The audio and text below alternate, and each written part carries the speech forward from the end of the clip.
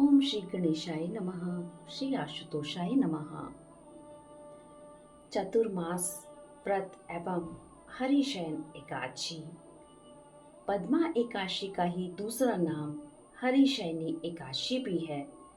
आज से भगवान विष्णु 4 मास के लिए शयन करते हैं और चतुर्मास व्रत भी आज से ही प्रारंभ होते हैं। तब युधिष्ठिर ने विनीत भाव से पूछा, हे जनार्दन, भगवान विष्णु के शयन की विशिष्ट पूजा और व्रत तथा चतुर्मास व्रत कैसे किया जाता है? मेरी जानने की बड़ी इच्छा है। कृपा इसके बारे में विस्तार पूर्वक बतलाइए। भगवान श्री कृष्ण बोले, हे राजन, अब मैं आपको भगवान विष्णु की हरिशयन पूजा और चतुर्मास व्रत का संपूर्ण विधान बतलाता हूँ। इसे आप ध्यान पूर्वक सुनिए। जब सूर्य कर्क राशि में आता है तब भगवान शयन करते हैं और जब तुला राशि में आता है तब भगवान सोकर उठते हैं। अधिक मास के आने पर भी यह क्रिया इसी प्रकार की जानी चाहिए। इसके अतिरिक्त ना तो अन्य किसी दिन भगवान अथवा देवताओं का शयन कराना चाहिए और ना ही जगाना चाहिए।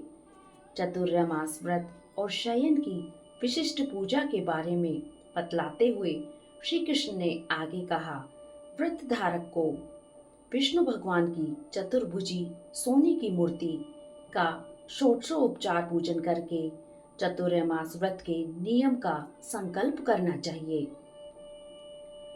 भगवान की सोने की मूर्ति को पीतांबर पहनाकर सुंदर श्वेत शैया पर शयन करावे और धूप दीप नैवेद्य आदि से भगवान का षोडशोपचार पूजन करें। पंचामृत से स्नान आदि कराकर इस प्रकार कहें, हे ऋषिकेश, लक्ष्मी जी सहित मैं आपका पूजन करता हूँ। आप जब तक चतुर्मास शयन करें, मेरे इस व्रत को निर्विघ्न रखें। भगवान विष्णु की इस प्रकार पूजा और स्तुति करके शुद्ध भाव से मनुष्य को दातुन आदि के नियमों को ग्रहण करना चाहिए। विष्णु भगवान के व्रत को ग्रहण करने के 5 काल वर्णन किए गए हैं। देवशयनी एकादशी से यह व्रत प्रारंभ किया जाता है। एकादशी, द्वादशी, पूर्णमासी, अष्टमी और कर्क की संक्रांति से भी यह व्रत प्रारंभ किया जा सकता है। देव उठान के दूसरे दिन अर्थात कार्तिक शुक्ला द्वादशी को पूर्ण होता है। इस व्रत के करने से समस्त पाप नष्ट हो जाते हैं। जो मनुष्य प्रतिवर्ष इस व्रत को करते हैं वे सूर्य जैसे दीप्तिमान विमान पर बैठकर स्वर्ग को जाते हैं।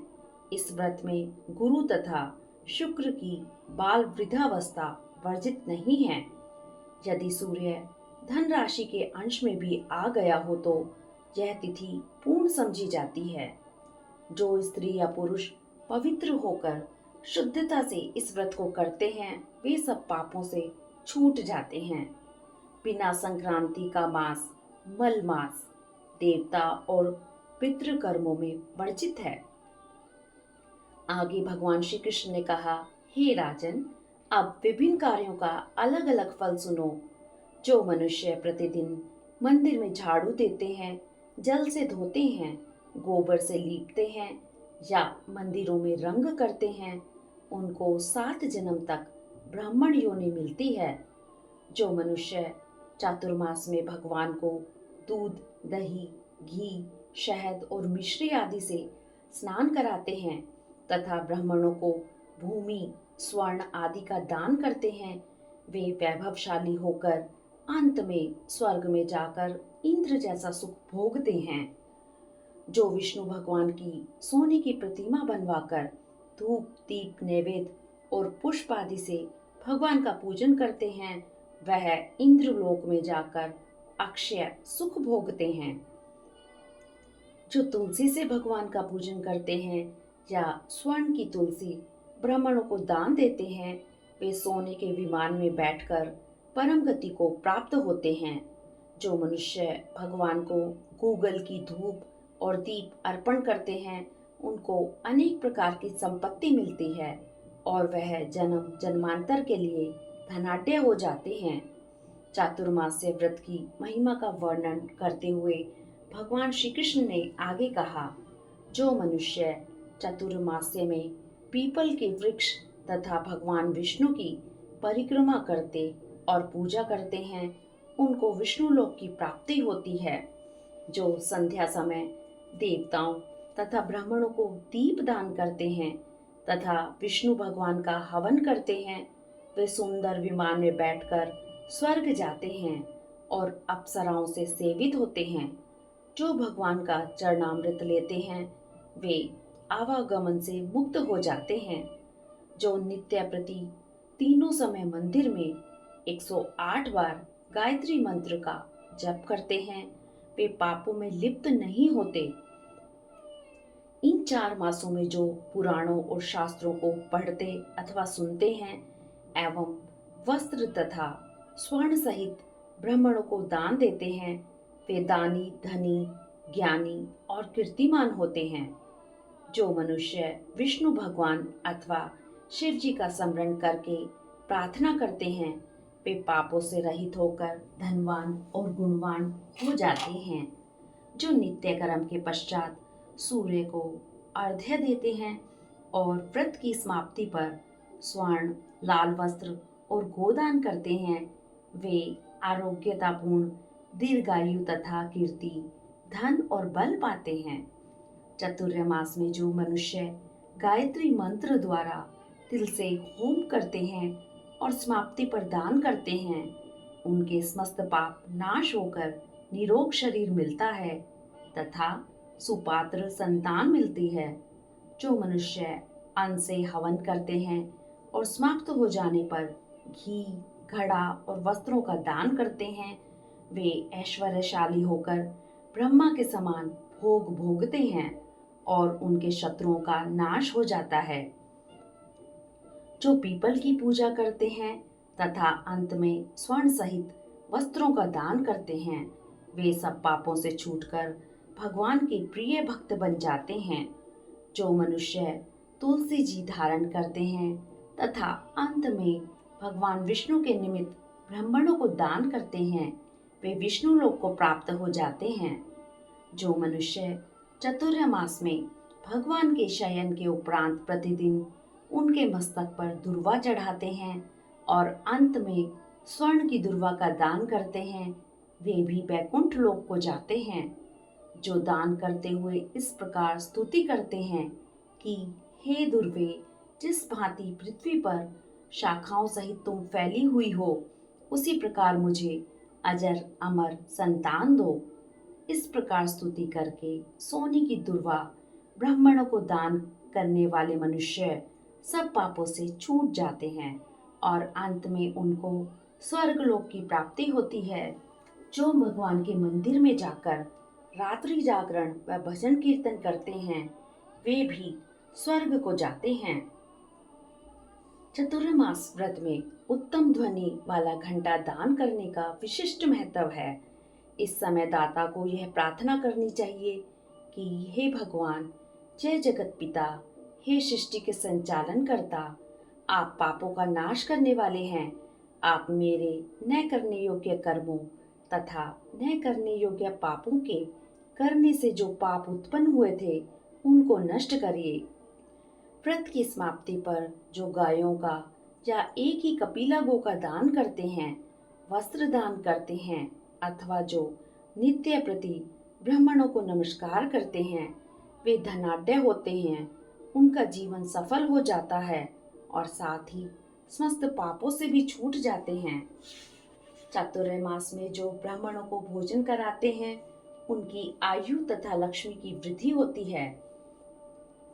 जो मनुष्य स्वर्ण का सूर्य बनाकर ब्राह्मण को दान देते हैं, उसका फल 100 यज्ञों के समान होता है।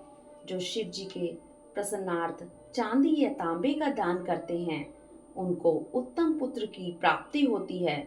जो शहद से भरा चांदी का बर्तन अथवा तांबे के पात्र में गुड़ भरकर और तिल, सोना और जूते का दान करते हैं, वे शिवलोक को प्राप्त होते हैं। जो मनुष्य चातुर्मास में ब्राह्मणों की पूजा करते हैं, अन्न वस्त्र का दान देते हैं तथा समाप्ति पर शय्या दान देते हैं, वे अक्षय सुख को प्राप्त करके लक्ष्मीवान होते हैं। जो वर्षा ऋतु में गो, गोपी चंदन दान करते हैं वे भोग और मोक्ष को प्राप्त होते हैं। जो सूर्य और गणेश जी का पूजन करते हैं वे उत्तम गति को प्राप्त होते हैं।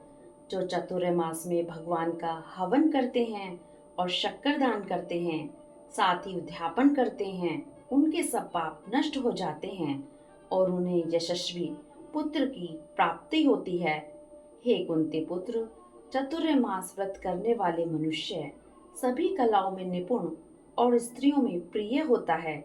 जो मनुष्य चतुर्मास व्रत में फल, मूल, शाक आदि का दान देते हैं वे सुखी और राजयोगी होते हैं। जो मनुष्य इस व्रत में प्रतिदिन सौंठ, मिर्च, पीपल, वस्त्र और दक्षिणा के सहित दान करते हैं, उन्हें अंत में सोने की सौंठ, मिर्च आदि दान करते हैं, वे 100 वर्ष तक जीवित रहकर स्वर्ग में जाते हैं। जो बुद्धिमान ब्राह्मण को मोती का दान करते हैं वे कीर्ति प्राप्त करते हैं। जो मनुष्य इस व्रत में तांबूल दान करते हैं अथवा जितेंद्रिय होकर पान खाना छोड़ देते हैं और अंत में लाल वस्त्र का दान देते हैं, वे सौंदर्यशाली, निरोग, बुद्धिमान, भाग्यवान तथा सुंदर वाणी बोलने वाले बनते हैं। तांबूल के दान से देवता प्रसन्न होकर अनंत धन देते हैं।